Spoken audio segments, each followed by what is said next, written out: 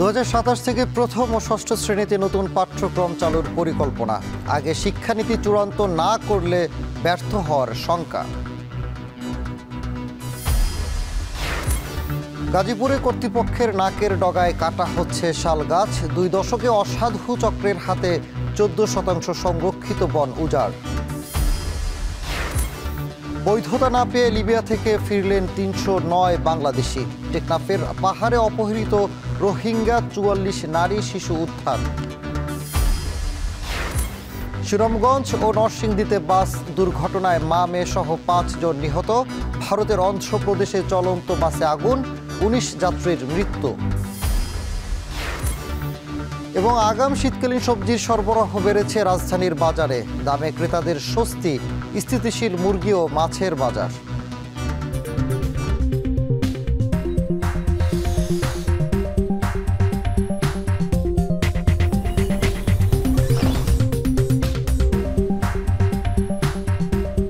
স্বাগত। এখন ঢাকায় পুরো আয়োজনে আপনাদের সঙ্গে আছি আমি সানিম রিথা।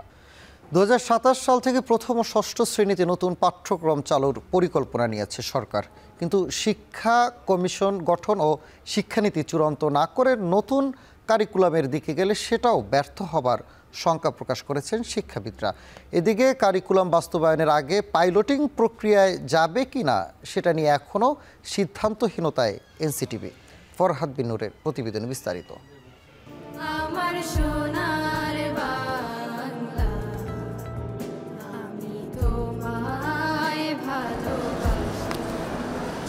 কারিকুলামকে বলা হয় শিক্ষার সংবিধান। সংবিধান দিয়ে যেমন রাষ্ট্র পরিচালিত হয়, তেমনি কারিকুলামকে ঘিরে দেশের পুরো শিক্ষা ব্যবস্থা। আগামী প্রজন্ম কিভাবে গড়ে উঠবে তার পুরো রূপরেখা থাকে সেখানে। বাংলাদেশ জন্মের পর থেকে এখন পর্যন্ত কারিকুলাম পরিবর্তন হয়েছে বহুবার। যখন যে সরকার ক্ষমতায় এসেছে সে সরকারই তার দলীয় এজেন্ডা বাস্তবায়নের হাতিয়ার হিসেবে ব্যবহার করেছে শিক্ষা ব্যবস্থাকে। বহুমুখী শিক্ষায় কাঙ্ক্ষিত দক্ষ জনগোষ্ঠীও তৈরিতে রয়ে গেছে দুর্বলতা।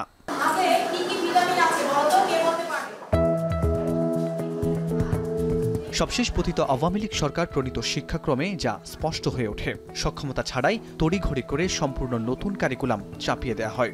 দিন শেষে লেজে গোবরে অবস্থায় ব্যর্থ হয় সেই অপরিকল্পিত কারিকুলাম। এই কারিকুলামটা ক্যারি করবে কে? শিক্ষক।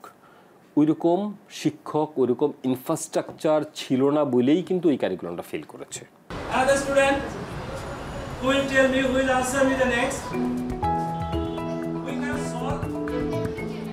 অন্তর্বর্তী সরকার ক্ষমতা গ্রহণের পর সেই কারিকুলাম বাতিল করে ফিরে যায় 2012 সালের পাঠ্যক্রমে। এই অবস্থায় 2027 সাল থেকে শ্রেণীকক্ষে আবার নতুন শিক্ষাক্রম চালুর পরিকল্পনা হাতে নিয়েছে সরকার। ইতিমধ্যে যুক্তরাষ্ট্র, যুক্তরাজ্য, অস্ট্রেলিয়া, ফিনল্যান্ড, স্কটল্যান্ড, চীন, Bharat, Sri Lanka, Pakistan, Philippine, Singapore, Malaysia, Indonesia, Japan, দক্ষিণ কোরিয়া ও কেনিয়ার কারিকুলাম পর্যালোচনা করছে এনসিটিবি। কিন্তু সেই নতুন কারিকুলাম প্রণয়নের কাজ এখন কতদূর? কারিকুলাম ডেভেলপমেন্টের অনেকগুলো স্টেজ আছে। চাহিদা নিরূপণ বা আমার পরিস্থিতি পর্যালোচনা যে জায়গাটা আছে, এই জায়গাটার কাজ চলছে। সবারই মতামত এখানে গ্রহণ করা দরকার। সেই গ্রহণ করার লক্ষ্যে আমাদের যে প্রক্রিয়া, সেই প্রক্রিয়ার কাজগুলি চলছে।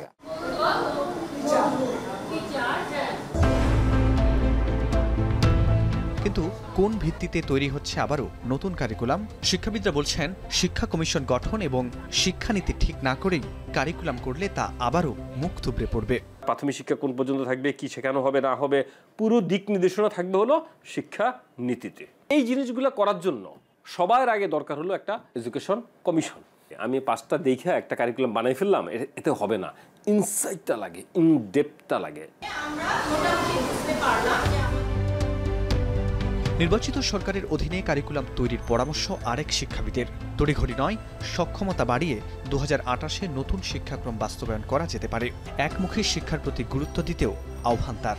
যেই ফ্রেমওয়ার্কের মাধ্যমে বাংলাদেশের সকল শিক্ষা ব্যবস্থা একটি আমব্রেলার নিচে আসবে এবং বেসিক কতগুলো সাবজেক্ট, সেই সাবজেক্টগুলো সবাই পড়বে। দেখুন, কওমি মাদ্রাসা নিয়ে আমাদের কোনো ইয়ে নেই। কওমি মাদ্রাসা থাকবে, এটা ছিল, ধর্ম ওখানে পড়ানো হবে। কিন্তু এর অর্থ এই না যে আমাদের ন্যাশনাল কারিকুলামে একটা বাংলা, ইংরেজি, ম্যাথমেটিক্স এই সাবজেক্টগুলো ওখানে পড়ানো হবে না। দেশের প্রাথমিক থেকে উচ্চশিক্ষায় এমন পরিবর্তন প্রয়োজন যা হবে বিশ্বের সাথে তাল মিলিয়ে যুগোপযোগী, একই সাথে বাংলাদেশের বাস্তবতাই বাস্তবায়নযোগ্য। সেই সাথে যেসব শিক্ষা প্রতিষ্ঠানে অবকাঠামো, উপকরণ সহ নানান সংকট রয়েছে, সেখানেও সক্ষমতা বাড়ানোর তাগিদ শিক্ষাবিদদের। ফরহাদ বিন নূর, এখন, ঢাকা। গাজীপুরের শ্রীপুর, জয়দেবপুর ও কালিয়াকৈর বন বিভাগের নাকের ডগায় অবৈধভাবে কাটা হচ্ছে শাল গাছ। ঝুঁকিতে পড়েছে বিস্তৃত বনভূমি।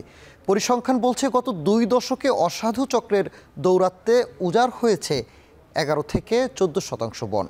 যদিও বন বিভাগ বলছে এ বিষয়ে কঠোর অবস্থানে তারা। জাবেদ আবদুল্লার প্রতিবেদনে বিস্তারিত।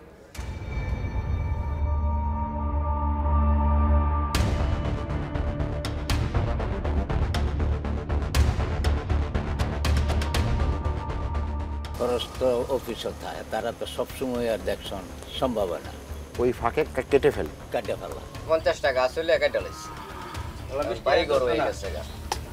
এইভাবে মনে করেন যে বন কমে গেছে। রাজধানীর নিকটবর্তী গাজীপুর জেলা জুড়ে রয়েছে অনেকগুলো ভারী ও মাঝারি শিল্প। এর মাঝেও সবুজের দেখা মেলে কোথাও কোথাও। দেশের 64টি জেলার মধ্যে 33টিতে রয়েছে বনভূমি, যার মোট আয়তন প্রায় 63,64,000 একর। এর মধ্যে অন্যতম জেলা গাজীপুরের শ্রীপুর রেঞ্জের অধীনে সদর, শিমলাপাড়া, কাউরাইদ, রাথুরা সহ 7টি বিটে বনভূমির পরিমাণ 24,271 একর। অভিযোগ রয়েছে একটি শক্তিশালী চক্র বন বিভাগের গাছ কাটছে নিয়মিত, সাবার করছে একরের পর একর এলাকা। সত্যতা অনুসন্ধানে গেলে দেখা যায় বনের ভিতরটা ফোকলা হয়ে আছে, অথচ বাহির থেকে তা বোঝার উপায় নেই। অনেক সময় চুরি টুরি করে কেটে নেতা হতে আছে, প্রতাপশালী লোক আছে, যার যেটা দরকার লাগে কাটে নেয়।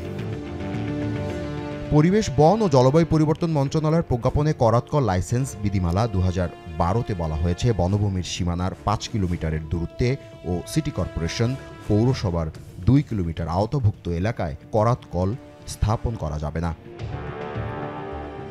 কিন্তু প্রভাবশালীরা বনের পাশেই দেদারসে গড়ে তুলেছে অবৈধ করাতকল। অভিযোগ রয়েছে এখানেই গাছ চিরাই করা হয়। স্থানীয়রা বলছেন এভাবেই দিনের পর দিন উজাড় হচ্ছে বনভূমি। বনের ভিতরে নিষিদ্ধ, যেহেতু ওই হিসাবে এখানে থাকাটা ঠিক না। অনেক অসাধু ব্যবসায়ী আছে, এরা শাল গাছ কাটে। এই নিয়ে শ্রীপুর রেঞ্জের সহকারী বন সংরক্ষক কোনো মন্তব্য করতে রাজি হননি। রাত 3টা-2টার সময় কাটে, নিষেধ করা আছে আমাদের এসিএফ স্যার, আমাদের যে ঢাকা ডিভিশনে এসিএফ আছে, এসিএফ স্যার উনি হচ্ছে আমাদের প্রশ্নগুলো সবগুলো সংরক্ষিত বনভূমির এই শালগাছ বিক্রি হয় রাজধানীর বিভিন্ন স্থানে। তারই খোঁজ নিতে আমাদের গন্তব্য এবার শনিরাখায়। সারি সারি সাজানো এই গাছগুলো এসেছে গাজীপুরের বিভিন্ন বনভূমি থেকে। আমরা তো রানি নাই, হারা দিয়া যায় না। বড় বড় কোম্পানি যারা শত শত বিঘা একসাথে দখল করে ফরেস্টের মাধ্যমে, যেভাবে এটা আমরা জানি না, ওই বলে ব্যাপার। আর আমাদের ওরা ওদের 10 বিঘা, 5 বিঘা, 1-2 বিঘা ওরা ওইভাবে পারমিট করে ওইভাবে কেটে যায়। কাম ধরো 4 লাখ টাকার মতন গাছ আছে। পলিটিক্স যেখানে কাজ করে তারা কিন্তু নির্বিচারে গাছ কাটার বিষয়ে ঢাকা বিশ্ববিদ্যালয়ের পরিবেশ বিজ্ঞান বিভাগের শিক্ষক বলেন, এতে তাপ প্রবাহ বৃদ্ধি পাবে, বায়ুমণ্ডলে অক্সিজেন স্তর নেমে যাবে। যে লোকাল ক্লাইমেটটা কিন্তু তখন বিরূপ প্রতিক্রিয়া তখন দেখা দিবে সেখানে। পাশাপাশি সেটা তো যেটা বললাম যে এখানে বৃষ্টি কম হবে, সেখানে খরা দেখা দিবে। পিওর যে কার্বন ডাইঅক্সাইড মানে সে যখন ট্র্যাপ করে নেয়, বিনিময়ে কিন্তু সে পিওর অক্সিজেন আপনাকে দিচ্ছে, সেই অক্সিজেনটা কিন্তু মানুষ ভালোভাবে পাবে না। আর প্রধান বন সংরক্ষক জানান, বনভূমি কমে যাওয়ার প্রেক্ষাপটে সরকার পুনঃবনায়ন প্রকল্প হাতে নিয়েছে। গাজীপুরে আমি তো বলবো যে সাম্প্রতিক 1 বছরের মধ্যে আমরা বেশ অনেক বনভূমি আমরা এটা বিভিন্ন স্থানীয় প্রশাসন, পুলিশ, যৌথ বাহিনীর সহায়তায় আমরা কিন্তু বেশ একটা বড় অ্যামাউন্টের বনভূমি গাজীপুর থেকে আমরা পুনরুদ্ধার করে সেখানে আবার আমরা পুনঃবনায়ন করেছি। বনভূমি রক্ষায় বন সংলগ্ন এলাকায় যারা বসবাস করেন তাদের দায়িত্ব সবচেয়ে বেশি বলেও উল্লেখ করেন তিনি। অধিদপ্তর হিসেবে দায়িত্ব আছে। জাবেদ আবদুল্লাহ, এখন, ঢাকা। সংলগ্ন যে মানুষ বৈধতা না পেয়ে লিবিয়া থেকে দেশে ফিরলেন 309 বাংলাদেশি। ট্রিপোলির মিটিগা আন্তর্জাতিক বিমানবন্দর থেকে স্থানীয় সময় বৃহস্পতিবার রাত 8টায় লিবিয়া ছাড়েন তারা। সকাল 8:30টার দিকে শাহজালাল বিমানবন্দরে অবতরণ করেন তারা। এ বিষয়ে আরও জানাতে সেখান থেকে যুক্ত হচ্ছেন সহকর্মী কামরুল হাসান জনি। জানাবেন যে যারাই লিবিয়া থেকে ফিরেছেন তারা সবাইকে অবৈধভাবে গিয়েছিলেন কিনা, আর তারা যে ফিরলেন সেই খরচটা কারা বহন করেছে? সামি, আপনি যেমনটি জানেন যে সকাল 11টা থেকে আসলে যারা লিবিয়া থেকে এসেছিলেন সকালের ফ্লাইটে সকাল 8:30-এ তারা 11টা থেকেই বের হতে শুরু করে। এ পর্যন্ত আমরা দেখেছি প্রায় 50 জনের মতো যাত্রী বের হয়েছেন এবং আমরা তাদের সঙ্গে কথা বলেছি। তাদের অধিকাংশই প্রতারণার শিকার এবং বিভিন্নভাবে তারা দেশটিতে পাড়ি দিয়েছেন। বিশেষ করে দুবাই হয়ে তারা লিবিয়ায় গিয়েছেন এবং আমাদেরকে যতটুকু জানিয়েছেন তারা দালালদের হাত ধরে দুবাই এবং কাতার, মিশর হয়ে তারপর লিবিয়ায় গিয়েছেন। তবে যেটি আসলে আমরা দেখেছি তারা বের হওয়ার পরে স্বজনদের আহাজারি এবং কান্নায় তারা স্বজনরা তাদেরকে জড়িয়ে ধরছেন এবং বলছেন যে আসলে তাদের যে সেখানে দুর্বিষহ জীবন, তাদের যে সেখানে যে হতাশাগ্রস্ত জীবন তারা কাটিয়েছেন এবং সেই গল্পটি তারা আমাদেরকে তুলে ধরেছেন এবং তারা বলছেন যে আসলে সেখানে যারাই আছে তারা বিভিন্নভাবে লিবিয়ার যারা আছেন, যারা স্থানীয় এবং বাংলাদেশিদের যৌথভাবে প্রতারণার শিকার হয়েছেন। বিশেষ করে বিক্রি হয়ে যাওয়ার যে বিষয়টি আমাদেরকে তারা বললেন যে বিভিন্ন অঙ্কের টাকার বিনিময়ে তাদেরকে আসলে বিক্রি করে দেওয়া হয় এবং বাসা বাড়ি থেকে তুলে নিয়ে যাওয়া হয়। আমরা কিছুক্ষণ আগেও একজন যশোরের প্রবাসীর সঙ্গে আমরা কথা বলেছিলাম। সে আমাদেরকে জানালেন যে প্রায় 9.5 লক্ষ টাকা মুক্তিপণ দিয়ে সে আসলে সেই দালালদের হাত থেকে মুক্তি পেয়েছে এবং পরেই দূতাবাসের মাধ্যমে তারা আসলে দেশে ফিরে আসার জন্য যতটুকু প্রক্রিয়া ছিল সেগুলো সম্পন্ন করে তারা দেশে ফিরে এসেছেন এবং আমরা এখনও পর্যন্ত অপেক্ষা করছি যে আরও কিন্তু প্রায় 200 জনের বেশি লিবিয়া প্রবাসী এখনও ভেতরে আছেন যারা আস্তে আস্তে বের হয়ে আসবেন। এবং আমরা কথা বলেছিলাম এখানে IOM এর যে প্রতিনিধি দল আছেন ভেতরে, তারাই কিন্তু এদেরকে বিভিন্নভাবে সহযোগিতা করছেন এবং দূতাবাস থেকে আমাদেরকে যেটা জানিয়েছে যে আসলে বিগত সময়ের মতো গত 9 অক্টোবর যেভাবে 309 জনকে বাংলাদেশে পাঠিয়েছে দূতাবাস এবং লিবিয়া সরকার, ঠিক একইভাবে আজকেও 309 জনকে লিবিয়া সরকার বাংলাদেশে পাঠিয়েছেন এবং এই মাসের 30 তারিখ আবারও একটি বিশেষ ফ্লাইটে করে আরও প্রায় 3 শতাধিক লিবিয়া প্রবাসী দেশে পাঠানো হবে, যারা আসলে অবৈধ এবং অনিয়মিতভাবে সেই দেশটিতে আসলে অবস্থান করে যাচ্ছেন। সামি, বৈধতা না পেয়ে লিবিয়া থেকে দেশে ফিরলেন 309 বাংলাদেশি। সে খবর জানাতে অর্জ শাহজালাল বিমানবন্দরে যুক্ত ছিলেন সহকর্মী জনি। কক্সবাজারের টেকনাফের বাহার ছড়ার পাহাড়ি এলাকায় অপহরণ, মুক্তিপণ আদায় ও পাচারের উদ্দেশ্যে বন্দী থাকা নারী ও শিশুসহ 44 জনকে উদ্ধার করেছে কোস্টগার্ড। বৃহস্পতিবার রাত 2:30 থেকে শুক্রবার সকাল 7টা পর্যন্ত বাহারছড়া ইউনিয়নের নোয়াখালিয়া পাহাড় পিরিচ ভাঙা পাহাড়ি এলাকায় অভিযান চালানো হয়। বাংলাদেশ কোস্টগার্ড জানায় পাহাড়ি এই এলাকায় মালয়েশিয়ায় পাচার ও মুক্তিপণের জন্য বন্দী রাখা হয় তাদের।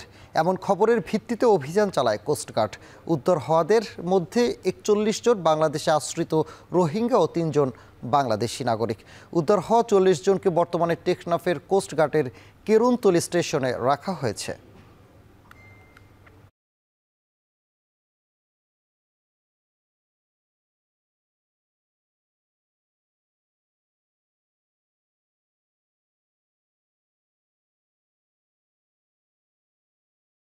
সাপ্তাহিক বাজারের খবর জানাবো।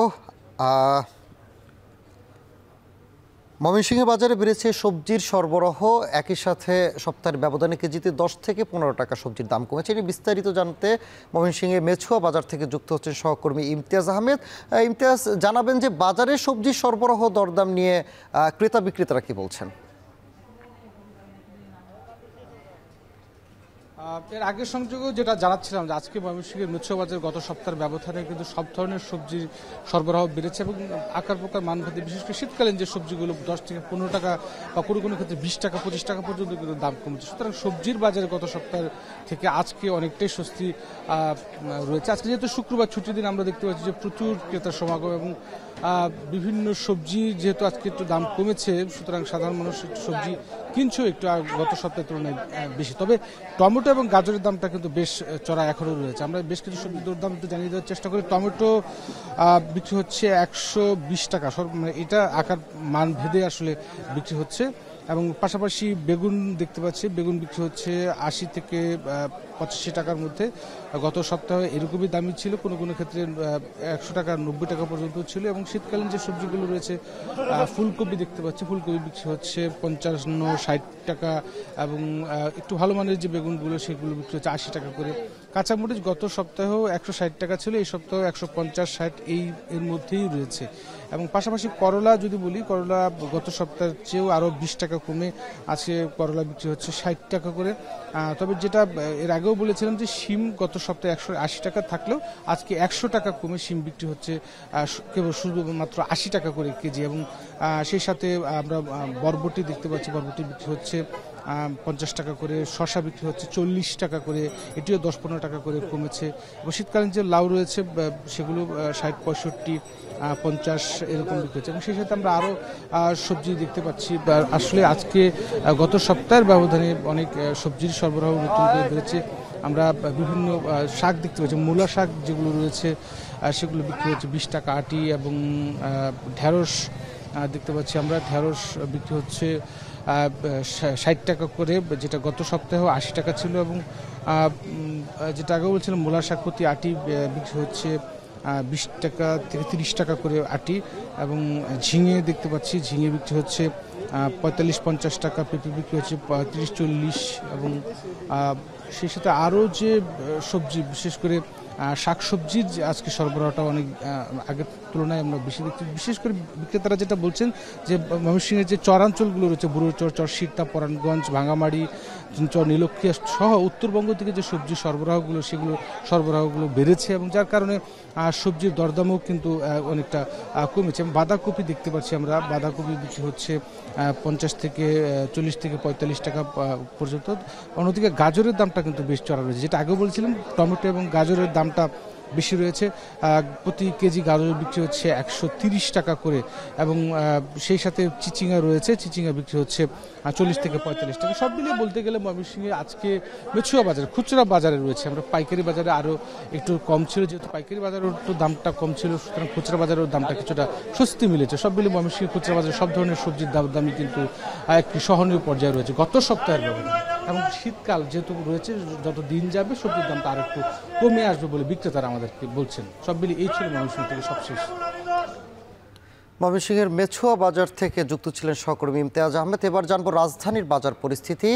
আবহাওয়া কিছুটা গরম থাকলেও শীতের আগাম সবজির সরবরাহ বেড়েছে রাজধানীর বাজারে, এতে সবজির দাম কমায় স্বস্তি ক্রেতাদের।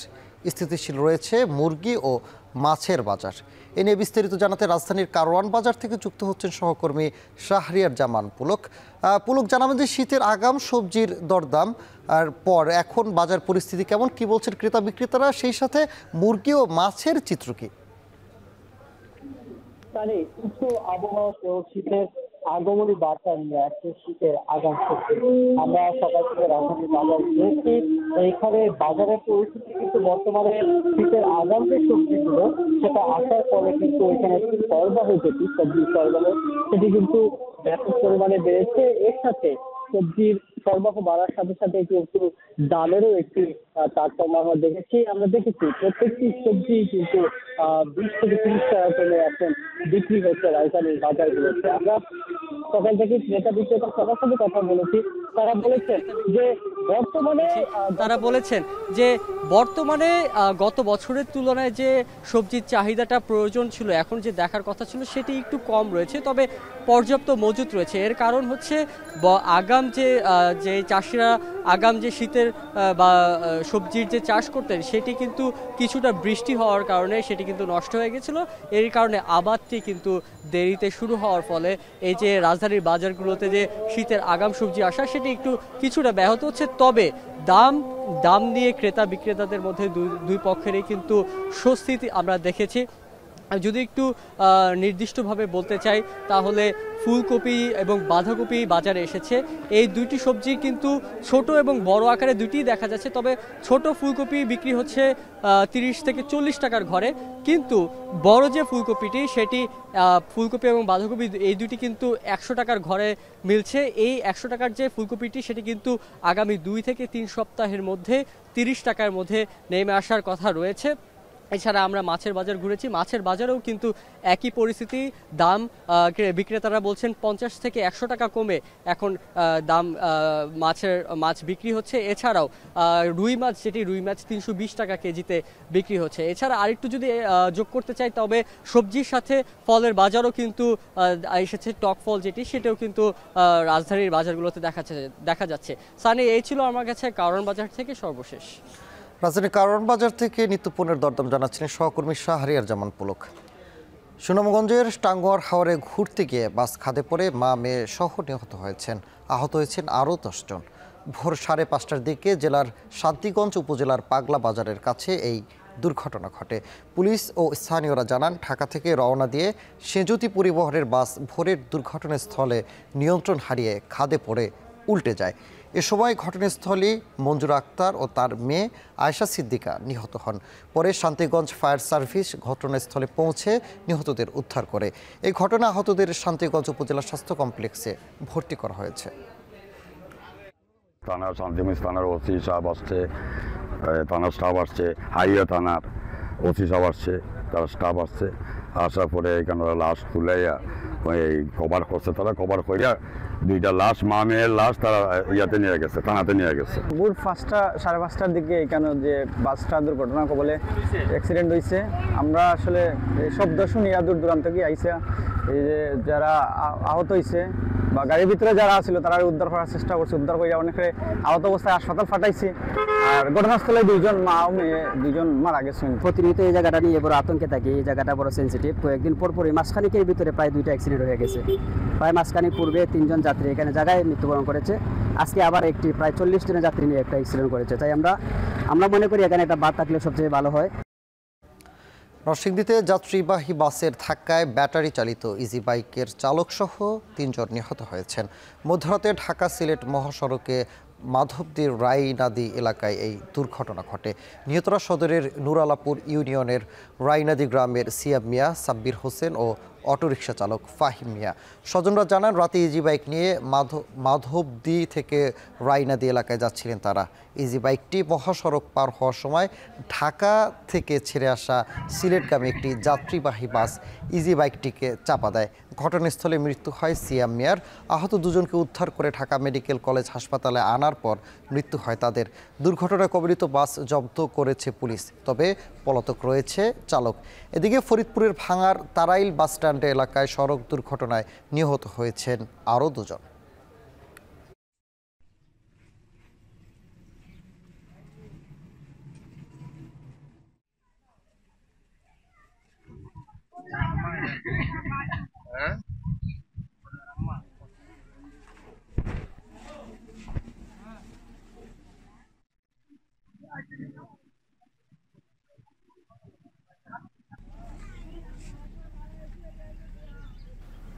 এবার জানাবো দেশের বাইরের দুর্ঘটনার খবর। ভারতের অন্ধ্রপ্রদেশে চলন্ত বাসে আগুন লেগে অন্তত 19 যাত্রীর মৃত্যু হয়েছে। ভোরে এই দুর্ঘটনা ঘটে। বাসটিতে 40 জন যাত্রী নিয়ে হায়দ্রাবাদ থেকে বেঙ্গালুরুর উদ্দেশ্যে যাত্রা করেছিল। এই ঘটনায় 20 জনকে দগ্ধ অবস্থায় উদ্ধার করে হাসপাতালে নেওয়া হয়। হতাহত আরও বাড়তে পারে বলে আশঙ্কা করা হচ্ছে। দুর্ঘটনায় শোক জানিয়েছে দেশটির প্রেসিডেন্ট দ্রৌপদী মুর্মু ও অন্ধ্রপ্রদেশের মুখ্যমন্ত্রী চন্দ্রবাবু নাইডু। আরও জানাচ্ছেন সঞ্জিদা ইসলাম তন্নি। শুক্রবার মাঝরাতে হায়দ্রাবাদ থেকে বেঙ্গালুরুর উদ্দেশ্যে রওনা দেয় কাবেরী ট্রাভেলসের একটি ভলভো বাস। ভোর 3:30টার দিকে অন্ধ্রপ্রদেশের কুর্নুল জেলার উলিন্দাকোন্ডা এলাকা অতিক্রম করার সময় উল্টো দিক থেকে আসা একটি মোটরসাইকেল বাসটিকে ধাক্কা দেয়। ধারণা করা হচ্ছে মোটরসাইকেলটি বাসের নিচে আটকে গেলে মুহূর্তেই তাতে আগুন ধরে যায়। 2 থেকে 3 মিনিটের মধ্যে পুরো বাসে আগুন ছড়িয়ে পড়ে।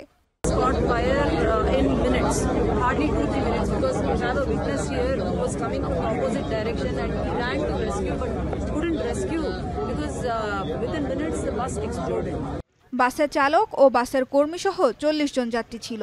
আগুন লাগার পর অন্তত 20 জন যাত্রী বাসের জানালা ভেঙে লাফ দেয়, আর বাকিদের দগ্ধ অবস্থায় উদ্ধার করে হাসপাতালে নেওয়া হয়। কিছু মরদেহ সম্পূর্ণ পুড়ে যাওয়ায় তাদের পরিচয় শনাক্ত করা কঠিন হয়ে পড়েছে বলে জানিয়েছে তেলেগু দেশম পার্টির এমপি। ফরেনসিক টিম মরদেহগুলোর পরিচয় শনাক্ত ও আগুন লাগার কারণ জানার চেষ্টা করছে। এদিকে দুর্ঘটনার পরপরই বাসের চালক সেখান থেকে পালিয়ে যায়। আর বাসের ফিটনেস যাচাই করতে কাগজপত্র খতিয়ে দেখার কথা জানান অন্ধ্রপ্রদেশের পরিবহন মন্ত্রী। বাসটি যাত্রী পরিবহনের সময় গেল 2 মাসে নিয়মকানুন অনুসরণ করেছিল কিনা সে বিষয়েও তদন্ত করা হবে। মর্মান্তিক এই দুর্ঘটনায় শোক জানিয়েছেন ভারতের প্রধানমন্ত্রী নরেন্দ্র মোদী, রাষ্ট্রপতি দ্রৌপদী মুর্মু ও অন্ধ্রপ্রদেশের মুখ্যমন্ত্রী চন্দ্রবাবু নাইডু। সামাজিক মাধ্যমে দেয়া পোস্টে নিহতদের পরিবারের প্রতি সমবেদনা জানানোর পাশাপাশি আহতদের দ্রুত সুস্থতা কামনা করেন তারা। শোক প্রকাশ করেছেন অন্ধ্রপ্রদেশের সাবেক মুখ্যমন্ত্রী ও ওয়াইএসআরসিপির প্রেসিডেন্ট জগনমোহন রেড্ডি ও তেলেগু দেশম পার্টির জেনারেল সেক্রেটারি লোকেশ নারা।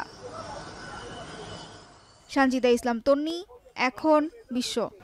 সাপ্তাহিক ছুটির দিনে পর্যটকের পদচারণায় মুখর কক্সবাজার সাগর পার। জমে উঠেছে পর্যটন কেন্দ্রিক ব্যবসা বাণিজ্য। এ নিয়ে বিস্তারিত জানাতে সৈকতের সুগন্ধা পয়েন্ট থেকে যুক্ত হচ্ছেন সহকর্মী মন্তোষ বেদজ্ঞ। মন্তোষ বেদজ্ঞ জানাবেন যে ছুটির দিনে পর্যটকদের ভিড় কেমন দেখছেন, সেই সাথে হোটেল মোটেলের বুকিং চিত্র কি জানাবেন।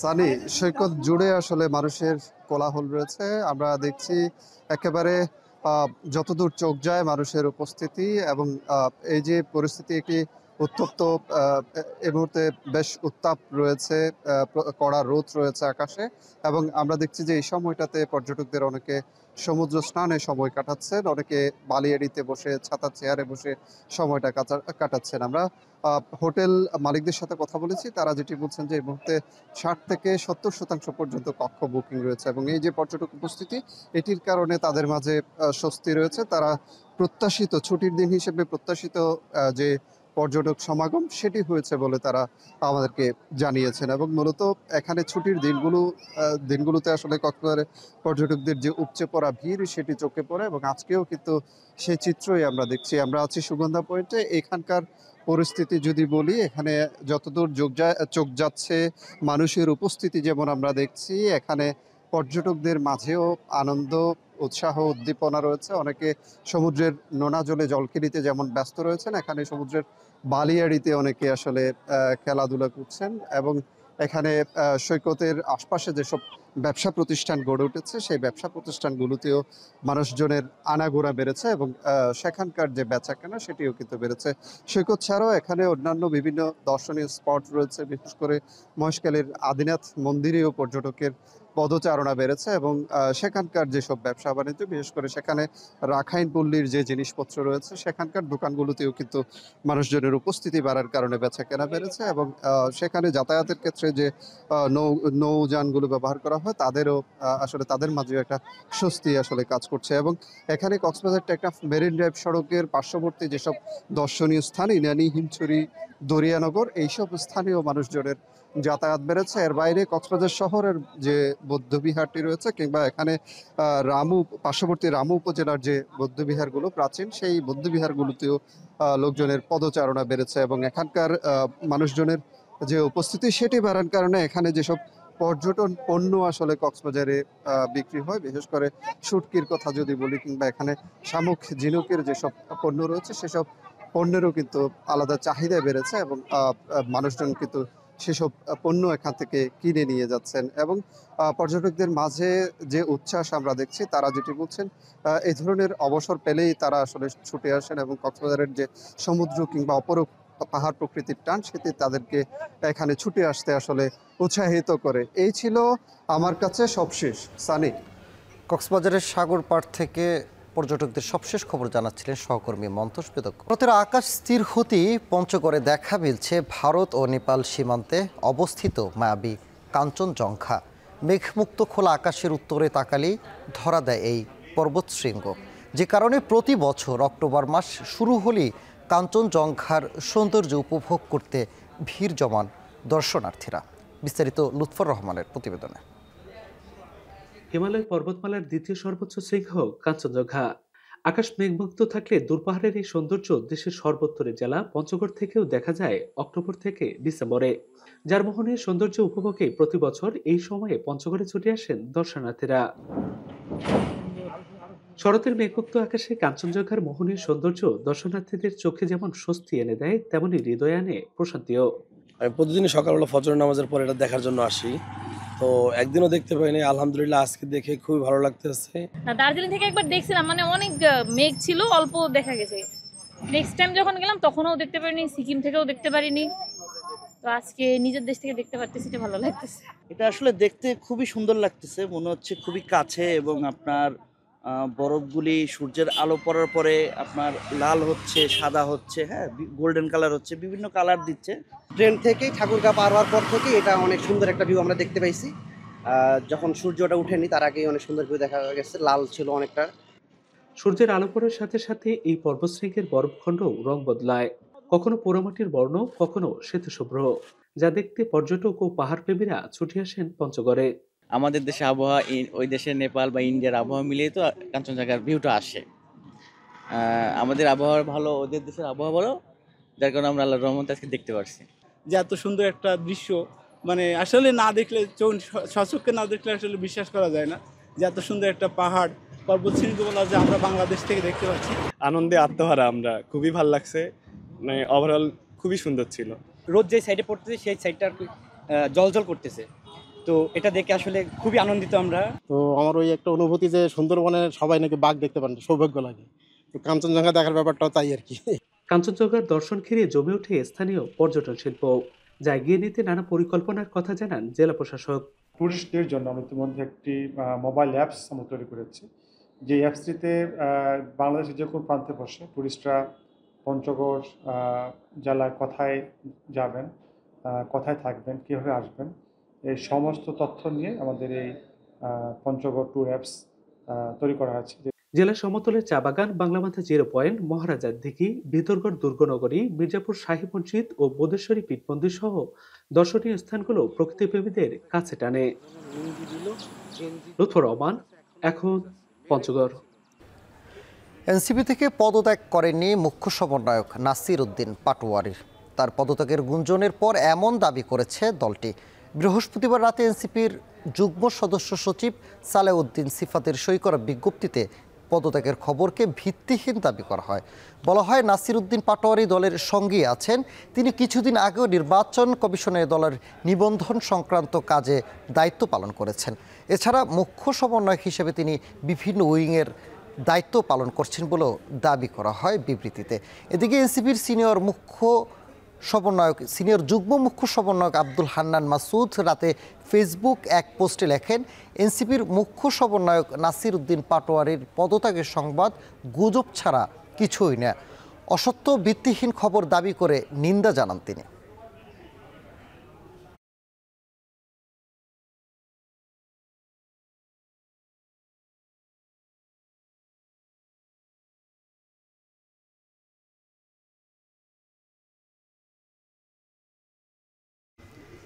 সুবিধা বঞ্চিত সহ রাজধানীর শেরে বাংলা এলাকার বাসিন্দাদের বিনামূল্যে চিকিৎসা সেবা দিয়েছে বাংলাদেশ জামায়াতে ইসলামী। রাজধানীর শেরে বাংলা নগর থানা উত্তরের উদ্যোগে বিনামূল্যে মেডিকেল ক্যাম্পের আয়োজন করা হয়। আধা বেলার এই ক্যাম্পেইনে নারী, পুরুষ, শিশু সহ বিভিন্ন বয়সী রোগীদের বিনামূল্যে চিকিৎসা সেবা সহ প্রয়োজনীয় ওষুধ সরবরাহ করা হয়। আজ আয়োজকরা জানান, মানব সেবার অংশ হিসেবে এমন আয়োজন জামায়াতে ইসলামীর।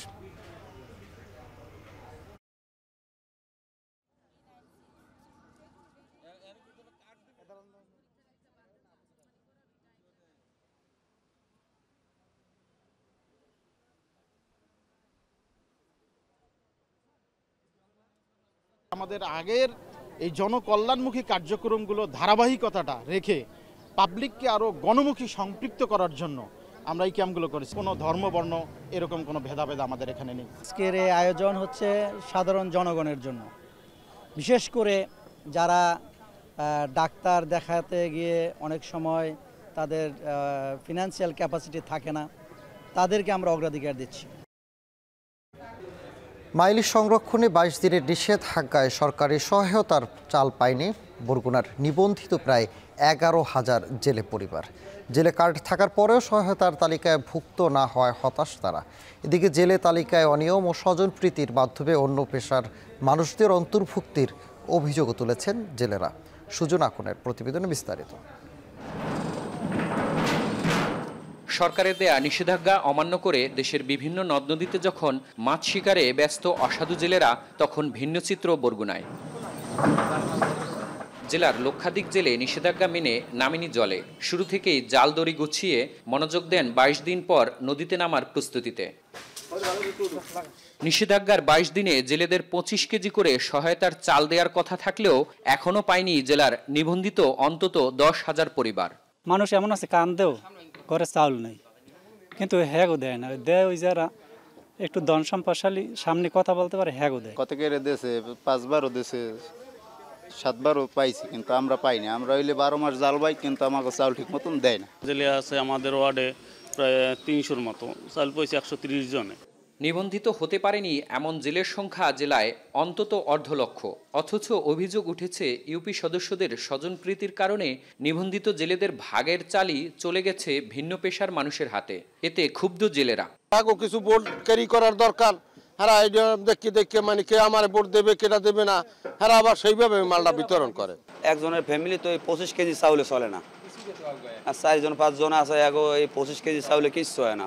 জেলা মৎস্য কর্মকর্তার দাবি, সরকার বরাদ্দ কম দেয়ায় সবাইকে সহায়তা দেয়া সম্ভব হয়নি। তবে আগামীতে সংকট নিরসনে কাজ করছেন তারা। তো আমরা প্রতি বছরই চাই যে পরিপূর্ণভাবে আসুক, সেভাবে আমরা একটা আবেদন দেই, কিন্তু এটা আসলে নীতি নির্ধারণ মহলের ইস্যু, এটা আমার হাতে না। তো আমরা যেটাই করি বরাদ্দ প্রাপ্তি সাপেক্ষেই করি। তো আশা করি এই সমস্যাগুলো ধীরে ধীরে কেটে যাবে। ইলিশের প্রধান প্রজনন মৌসুম উপলক্ষে মা ইলিশ রক্ষায় গত 4 অক্টোবর থেকে 25 অক্টোবর পর্যন্ত নদী ও সাগরে সব ধরনের মাছ শিকারে নিষেধাজ্ঞা আরোপ করে সরকার। এই সময় প্রতি বছর বেকার হয়ে পড়ে বরগুনার লক্ষাধিক জেলে। সূচনা কোণ, এখন বরগুনা। এবার আন্তর্জাতিক প্রসঙ্গ। যুদ্ধের চেয়ে সংলাপ উত্তম, এমন মন্তব্য করে যুক্তরাষ্ট্রের সঙ্গে আলোচনা চালিয়ে যেতে রাশিয়া আগ্রহী বলে জানান দেশটির প্রেসিডেন্ট পুতিন। বিদেশি কোনো চাপের কাছে মস্কো নতি স্বীকার করবে না বলেও জানান তিনি। আর হোয়াইট হাউসও বলছে ট্রাম্প পুতিনের বৈঠকের সম্ভাবনা এখনও শেষ হয়ে যায়নি। এদিকে রাশিয়ার জব্দ করা সম্পত্তি অস্ত্র উৎপাদনে কাজে চালাতে চান প্রেসিডেন্ট জেলেনস্কি। ইউক্রেনের আগামী 2 বছরের আর্থিক চাহিদা পূরণের আশ্বাস দিয়েছে ইউএই নেতারা। বিস্তারিত জানাচ্ছেন তানভীর জলে। যুদ্ধবন্ধে ট্রাম্প ও পুতিনের বৈঠক ঘিরে নাটকীয়তা যেন শেষই হচ্ছে না। দুই নেতার ফলপ্রসূ ফোন আলাপের 5 দিনের মাথায় শান্তি আলোচনা পরিণত হয় নিষেধাজ্ঞায়। যুদ্ধ অবসানে পুতিনের সদিচ্ছা নেই অভিযোগ তুলে বৈঠক বাতিল করে দেশটির বৃহত্তম 2টি তেল কোম্পানির উপর নিষেধাজ্ঞা জারি করেন মার্কিন প্রেসিডেন্ট। এতে ঘনিষ্ঠ মিত্র হিসেবে পরিচিত পুতিন আবারও চক্ষুশূল হয়েছেন ট্রাম্পের। তবে হোয়াইট হাউসের মুখপাত্র ক্যারোলিন লেভিট জানান, দুই নেতার বৈঠকের বিষয়টি এখনও আলোচনায় আছে। এটি যে কোনো দিন হতে পারে। এর মধ্য দিয়ে ইতিবাচক ফল আসবে বলেও আশা করেন তিনি। A meeting between these two leaders is not completely off the table. I think the president and the entire administration hopes that one day that can happen again. But we want to make sure that there's a tangible, positive outcome out of that meeting. এদিকে Putin সতর্কবার্তা দিয়েছেন, রাশিয়ার অভ্যন্তরে হামলার পরিকল্পনা করলে এর প্রতিক্রিয়া হবে ভয়াবহ। যুক্তরাষ্ট্র বা অন্য কোনো শক্তির কাছে নতি স্বীকার করবে না মস্কো। পুতিনের দাবি, বুদাপেস্টে আলোচনার জন্য ট্রাম্পই তাকে প্রস্তাব দিয়েছিলেন। রাশিয়া এখনও যুক্তরাষ্ট্রের সঙ্গে আলোচনা চালিয়ে যেতে প্রস্তুত আছে। Президент США решил отменить или перенести эту встречу. Скорее, он говорит о переносе этой встречи. Что можно сказать? Всегда диалог всегда лучше, чем... ইউক্রেনের অভ্যন্তরীণভাবে উৎপাদিত দূরপাল্লার কিছু অস্ত্র 3000 কিলোমিটার পর্যন্ত পৌঁছাতে সক্ষম বলে জানান দেশটির প্রেসিডেন্ট ভলোদিমির জেলেনস্কি। তবে সেগুলো দূরপাল্লার ক্ষেপণাস্ত্র কিনা তা স্পষ্ট করেননি তিনি। এ সময় তিনি বলেন, রাশিয়ার হাতে ভূখণ্ড ছেড়ে দেওয়ার প্রশ্নই আসে না। এছাড়া ইউরোপে জব্দ করা রুশ অর্থ দেশীয় অস্ত্র উৎপাদনে ব্যবহারের প্রস্তাব দিয়েছেন জেলেনস্কি। Сьогодні є сильний результат, 19-й пакет, ми дуже вдячні, а також тиск санкції Європи і всього світу. Ми дякуємо Сполученим Штатам за вчорашній. আগামী 2 বছরের জন্য ইউক্রেনকে অর্থায়নের জন্য নীতিগতভাবে একমত হয়েছেন ইউরোপীয় ইউনিয়নের নেতারা। তবে কিভাবে তা করা হবে তা এখনো নির্ধারিত হয়নি। তবে বিকল্প উপায় খুঁজে বের করতে এরই মধ্যে দায়িত্ব দেওয়া হয়েছে ইউরোপীয় কমিশনকে। European leaders committed to ensure that Ukraine's financial needs will be covered for the next 2 years. We have asked the Commission to put forward options as soon as possible. Russia ও যুক্তরাষ্ট্রের মধ্যে চলমান উত্তেজনায় একদিনের ব্যবধানে ব্যারেল প্রতি তেলের দাম বেড়েছে $60 বেশি। ইউর নিষেধাজ্ঞায় প্রাকৃতিক গ্যাসের দামও বেড়েছে 3% উপর। তবে পুতিন দাবি করেন বিশ্বব্যাপী জ্বালানি বাজারে ভারসাম্য নষ্ট হলেও খুব একটা ক্ষতি হবে না রুশ অর্থনীতির। তানভীর জনি, এখন বিশ্ব। ইসরায়েল বিরোধী বিক্ষোভ করার এক সপ্তাহ পরে ইসলামিক রাজনৈতিক দল তেহরিকে লাব্বাইক নিষিদ্ধ ঘোষণা করল পাকিস্তানের কেন্দ্রীয় সরকার। ওই বিক্ষোভে পুলিশের সঙ্গে সংঘর্ষে প্রাণ হারায় অন্তত 5 জন। এরপরেই দলটির নিষিদ্ধের দাবি ওঠে। গেল বৃহস্পতিবার পাকিস্তানের মন্ত্রিসভায় সন্ত্রাস বিরোধী আইনের অধীনে ধর্মীয় ডানপন্থী এই দলটিকে নিষিদ্ধ করা হয়। পরে এক বিবৃতিতে সরকারের পক্ষ থেকে জানানো হয় টিএলপি সন্ত্রাসী সহিংস কর্মকাণ্ডে জড়িত। তবে এই নিষেধাজ্ঞা প্রত্যাখ্যান করে দলটির অভিযোগ করেছে কেন্দ্রীয় সরকারের এই সিদ্ধান্ত অসাংবিধানিক, প্রতিশোধমূলক, অবৈধ এবং স্বৈরাচারী। দেশের আইন ও গণতান্ত্রিক ধারার পরিবর্তন সহ বেশ কিছু দাবিতে আন্দোলন চালিয়ে যাওয়ার ঘোষণা দিয়েছে পেরুর জেনজি বিক্ষোভকারীরা। তাদের প্রস্তাবিত দাবির মধ্যে অন্যতম কংগ্রেসের পরিবর্তন আইন, প্রণেতাদের পুনর্নির্বাচন ব্যবস্থার অবসান ঘটানো, দ্বিকক্ষীয় ব্যবস্থা বাতিল করা এবং গণভোটের অধিকার পুনরুদ্ধার করা। একই সাথে সরকারের চাপ সত্ত্বেও বিক্ষোভ করার সাংবিধানিক অধিকার চেয়েছে তারা। এক সংবাদ সম্মেলনে জেনজির আন্দোলনের মুখপত্র এই ঘোষণা দেন। দেশটির তরুণ প্রজন্মের এই বিক্ষোভের সঙ্গে একত্রতা জানিয়েছে পরিবহন চালক, ব্যবসায়ী সহ সাধারণ মানুষ। শেষ করছে এখন ঢাকা, তবে তার আগে শিরোনামগুলো জানাবো আর একবার। 2027 থেকে প্রথম ও ষষ্ঠ শ্রেণীতে নতুন পাঠ্যক্রম চালুর পরিকল্পনা। আগে শিক্ষানীতি চূড়ান্ত না করলে ব্যর্থ হওয়ার শঙ্কা। গাজীপুরে কর্তৃপক্ষের নাকের ডগায় কাটা হচ্ছে শালগাছ। 2 দশকে অসাধু চক্রের হাতে 14% সংরক্ষিত বন উজাড়। বৈধতা না পেয়ে লিবিয়া থেকে ফিরলেন 309 বাংলাদেশি। টেকনাফের পাহাড়ে অপহৃত রোহিঙ্গা সহ 44 নারী শিশু উদ্ধার। সুনামগঞ্জ, নরসিংদী সহ 4 জেলায় সড়ক দুর্ঘটনায় 9 জনের প্রাণহানি। ভারতের অন্ধ্রপ্রদেশে চলন্ত বাসে আগুন, 19 যাত্রীর মৃত্যু। এবং আগাম শীতকালীন সবজির সরবরাহ বেড়েছে রাজধানীর বাজারে। দামে ক্রেতাদের স্বস্তি, স্থিতিশীল মুরগি ও মাছের বাজার। এই ছিল এখন ঢাকায়। এতক্ষণ সঙ্গে থাকার জন্য ধন্যবাদ।